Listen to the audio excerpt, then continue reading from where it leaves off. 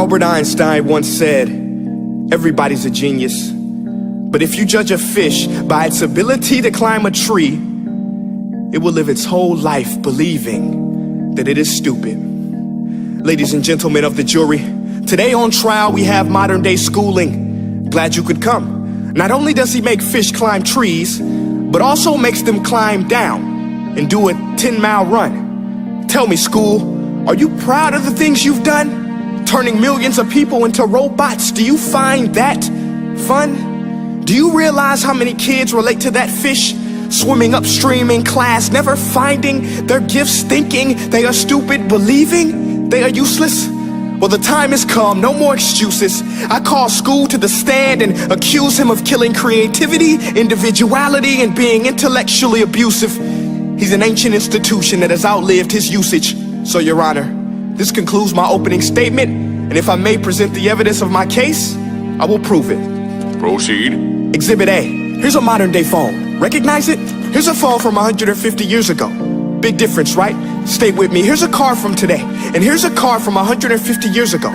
Big difference, right? Well, get this. Here's a classroom of today, and here's a class we used 150 years ago. Now ain't that a shame? In literally more than a century, nothing has changed. Yet you claim to prepare students for the future? But with evidence like that, I must ask, do you prepare students for the future or the past?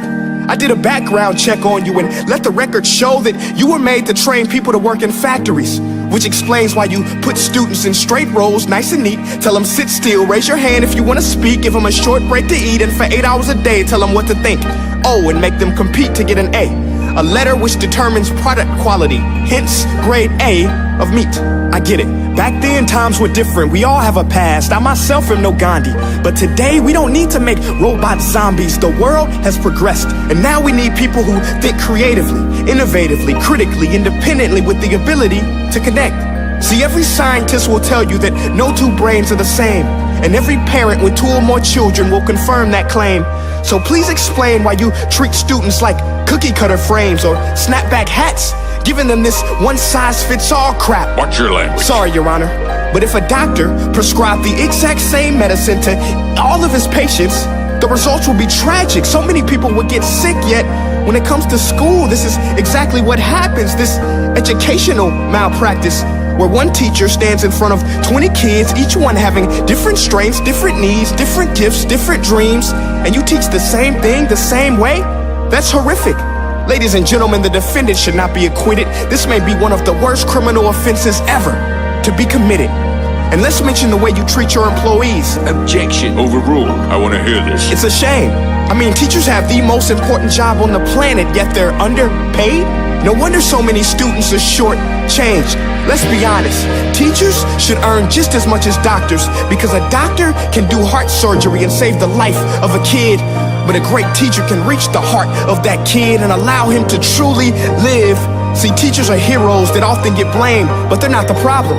They work in a system without many options or rights. Curriculums are created by policymakers, most of which have never taught a day in their life. Just obsessed with standardized tests. They think bubbling in a multiple choice question will determine success. That's outlandish. In fact, these tests are too crude to be used and should be abandoned, but don't take my word for it.